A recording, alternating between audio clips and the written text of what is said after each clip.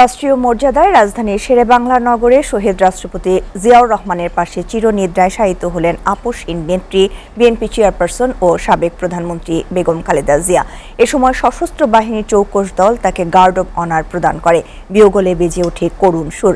দাফন প্রক্রিয়া সম্পন্ন হওয়ার পর বেগম খালেদা জিয়ার প্রতি অশ্রুসিক্ত নয়নে শ্রদ্ধা নিবেদন করেন তার বড় ছেলে তারেক রহমান, সরকারের উপদেষ্টা, তিন বাহিনীর প্রধানগণ। পরে বেগম খালেদা জিয়ার আত্মার মাগফিরাত কামনায় বিশেষ দোয়া করা হয়।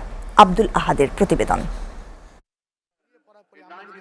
স্মরণকালের সবচেয়ে বড় জানাজা, মানুষের ভালোবাসা আর চোখের পানিতে অন্তিম বিদায় নিলেন তিনবারের সাবেক সফল প্রধানমন্ত্রী বিএনপি চেয়ারপারসন বেগম খালেদা জিয়া। আসসালামু আলাইকুম ওয়া রাহমাতুল্লাহ। জানাজা শেষে জিয়া উদ্যানে স্বামী শহীদ জিয়াউর রহমানের সমাধিসৌধে আনা হয় জাতীয় পতাকা মোড়ানো মহীয়সী নারী, গণতন্ত্রের অগ্রদূত বেগম খালেদা জিয়ার মরদেহ। গাড়িবহরে সাথে ছিলেন তার পরিবারের সদস্যরা। শুরু হয় দাফন প্রক্রিয়া। বড় ছেলে তারেক রহমান কবরে প্রথম মাটি তুলে দেন। পরম মমতায় অশ্রুসিক্ত নয়নে একে একে ৯ বার মায়ের কবরে মাটি তুলে দেন তিনি। সম্পূর্ণ রাষ্ট্রীয় মর্যাদায় দাফন সম্পন্ন হয়।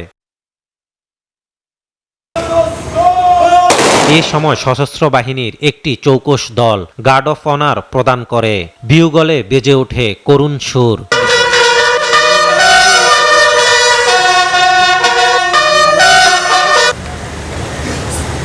পরে একে একে সরকারের উপদেষ্টা, বিএনপির ভারপ্রাপ্ত চেয়ারম্যান তারেক রহমান, তিন বাহিনীর প্রধান ও সেনা প্রধান এবং রাজনৈতিক দলের নেতারা খালেদা জিয়ার সমাধিতে শ্রদ্ধা জানান।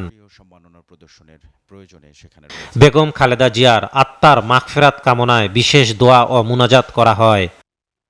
যখন তুমি এসেছিলে ভবে, কেঁদেছিলে তুমি, হেসেছিল সবে, এমন জীবন করিবে গঠন, মরণে হাসিবে তুমি, কাঁদিবে ভুবন।